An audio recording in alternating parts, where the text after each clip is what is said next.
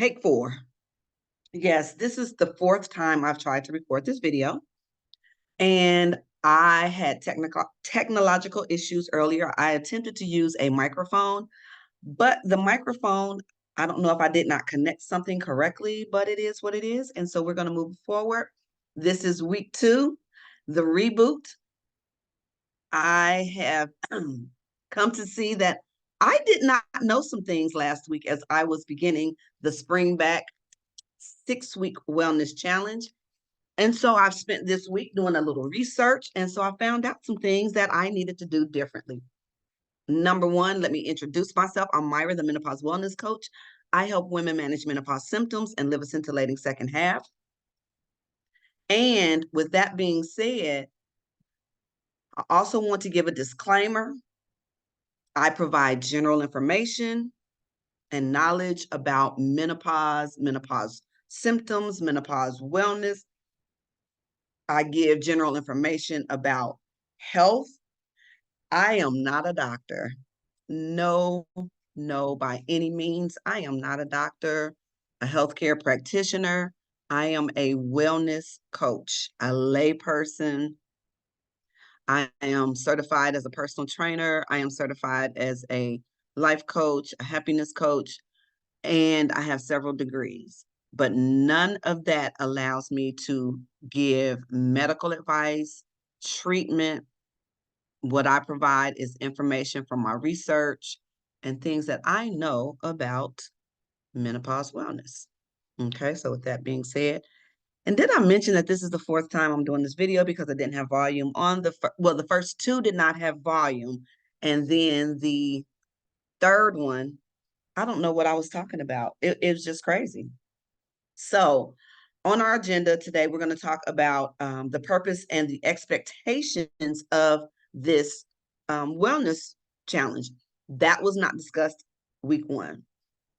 I'm going to give you some wellness wheel, some accountability piece, which again was not shared through week 1.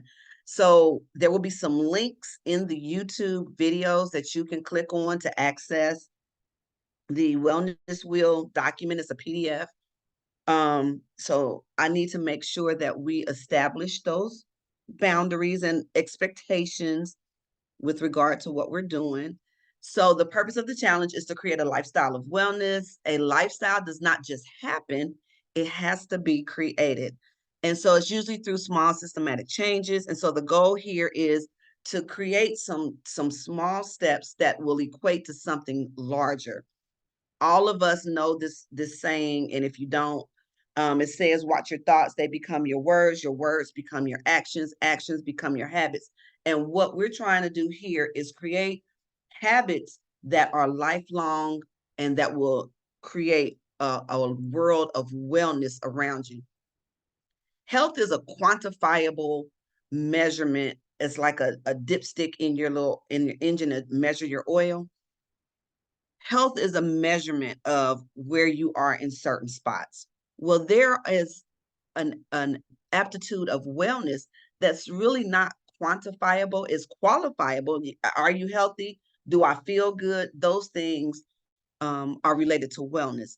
But we want to have a space where we can say, I'm happy, I'm whole, I feel good, I'm well, as opposed to the drawback and the downside of I feel sick, I'm not happy, I'm feeling unwell. So we want to have a space where we can create wellness throughout your life in the various aspects. And so Myra's Menopause Wellness Coaching, I have 6 pillars of wellness: physical, spiritual, social, emotional, intellectual, and occupational.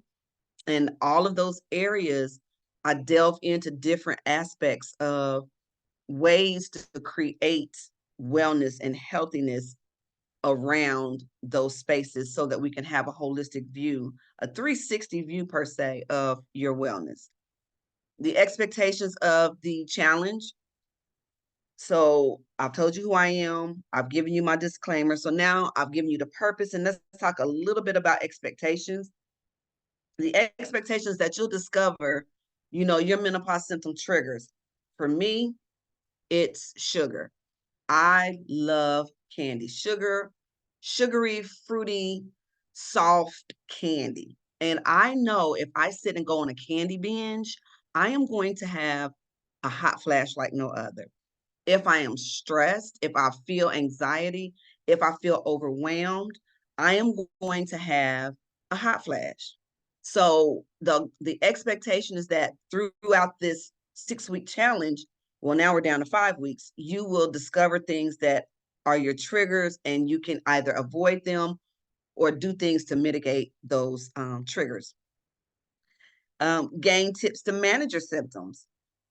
If it's just as simple as having a cooling cloth that you carry around, if it's as a Fitbit or a fidget spinner, something, educator here, that you carry in your hands to kind of keep your stress level down, those things create small steps that garner big gains.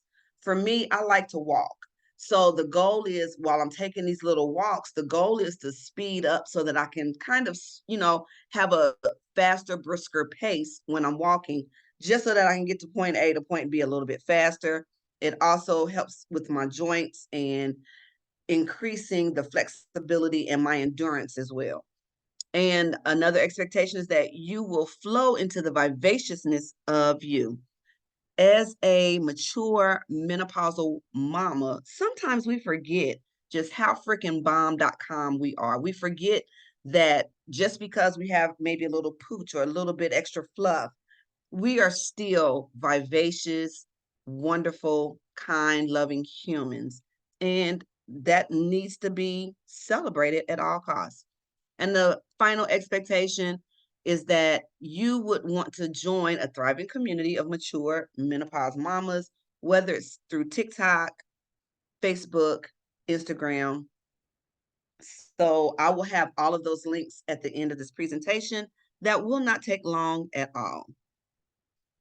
So this is the tracker that I was talking about so that we can kind of be held accountable. It's free. It's going to be, again, in the YouTube information so that you can download it. You can use it as a digital or an electronic version if you use like Canva or something, and then you can have it as a PDF, and then you can just write on it as a PDF. I forgot the other platform that I use. When I think of it, I'll tell you. That you can use and download PDFs so that you can write in them, or you can just print it out and just write on it manually. It's 3 pages. The first page is the wellness wheel. The talks about the pillars of wellness. The second page is the tracking sheet that has 7 days that you track what you're doing, if you did it. And so I truly believe that every day we need to be engaged in some type of physical activity, spiritual activity. I'm listening to some meditation music as I'm recording this. Social activity. I've already been on the phone with some friends. Emotional activity. Have you checked in with how you feel? I mean, really and truly, have you checked in with, are you sad? Are you happy? Are you blissful? I mean, what do you feel? Why do you feel it? And if that's a feeling that you enjoy, how do you create more of that? Intellectual, read something, learn something, develop something so that your brain has the opportunity to grow better as you continue to grow. We all know that because our estrogen, as menopausal mature women, our estrogen starts to decrease, and that impacts our brain functioning because estrogen is a natural lubricant. So our joints start to hurt, our brain fog sets in. But as I'm reading and doing research, I'm going to struggle with brain fog just traditionally being a part of the fact that the estrogen is decreasing. Just with what I've been reading, the brain fog can also be attributed to the fact that we are not feeding our brains new information.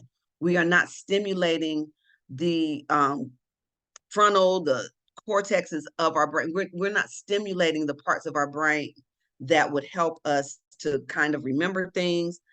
So therefore, the brain fog, yes, it is due to the depletion of estrogen. However, what are we feeding our brains? Are we learning a new skill? Line dancing, puzzles. I love Wordle. I play games so that I can practice new words or old words to make sure that I can, just remember things. And then that occupational wellness. Are you working in a position or is your business thriving? So when you deal with occupational, it's not just you going out to a job, it's actually you as well working your business. Are you an entrepreneur? If you need help, are you asking for help? If you are unhappy where you work, are you looking for ways to advance your career? Are you looking to take moves and do something outside of the field that you're in? So with this wellness tracker, I want you to track what you're doing every day. Did you do something? Not, you don't have to specifically say what you're doing, but did you do something every day to move towards a space of wellness?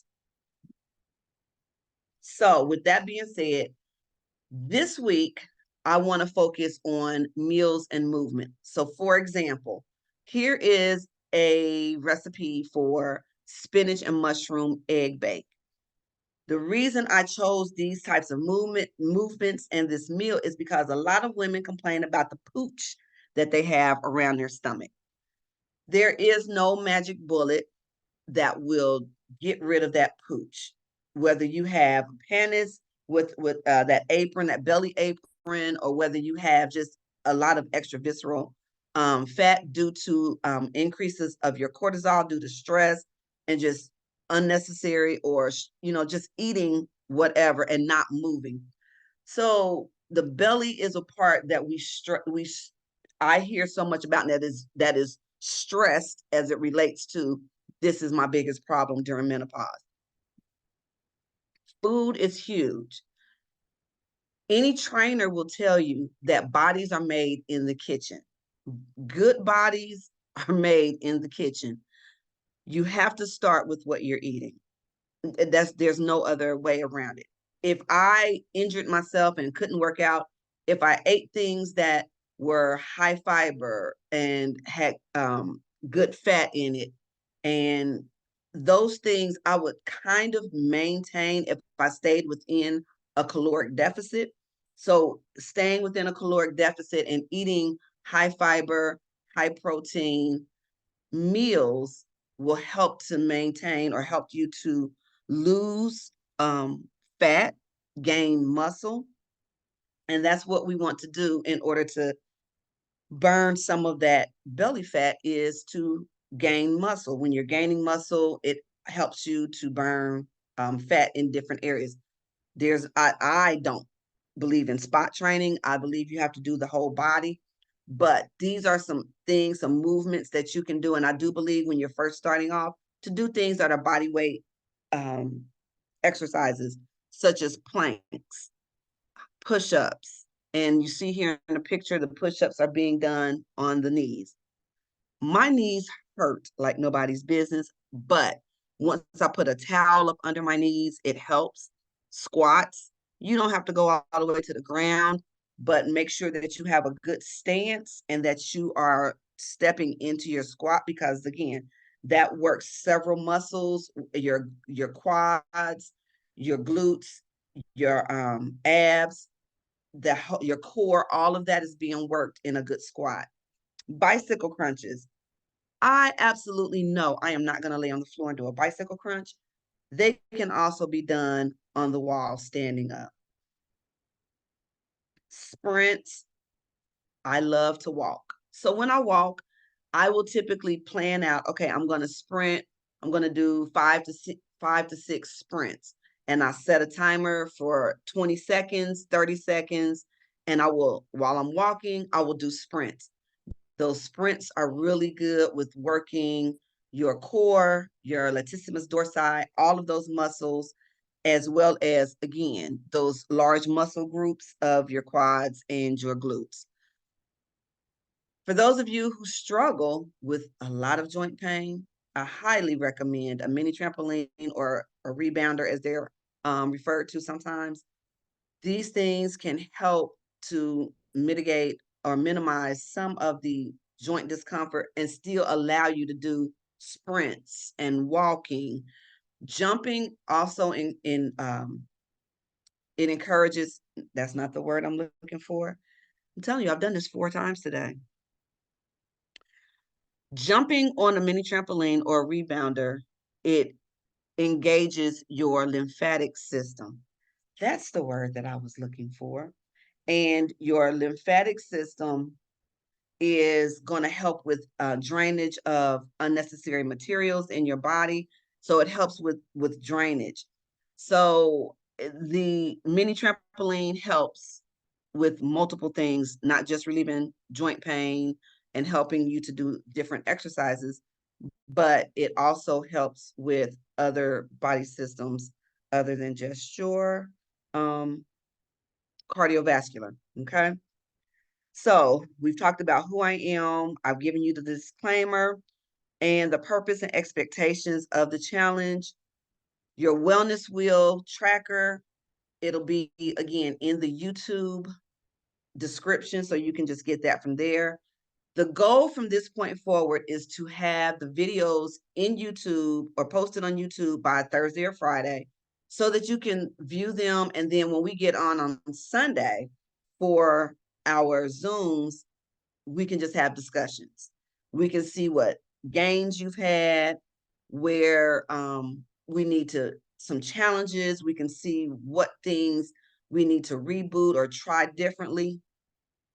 So ultimately, the 6-week wellness challenge is meant to just create small changes in life that'll give you a large impact long term. So remember, health is a momentary thing, whereas wellness is meant to be for a lifestyle. So I ask you to go ahead and drop any questions, comments, or concerns that you may have in the chat, whether it is on YouTube, Facebook, Instagram, TikTok.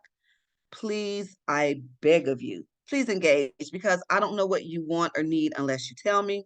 So I'm looking forward to communicating with you. As you see here also is my link to my bio. If you want to share it with others, please, every menopausal, mature mama, I encourage you to become a part of the 6-week wellness challenge. Also, I have a Shopify shop, and I will be posting that link on a regular basis from this point forward, because I am enjoying my little t-shirts that I've put in there that are a little snarky and give some verbiage about menopause, and it's meant to make you laugh. So I like to end and do everything in humor and in joyous fun. So with that being said, I'm here and love to talk to women about menopause and what happens as we mature. All righty. All right. So questions, comments, or concerns, drop them in the chat. Peace.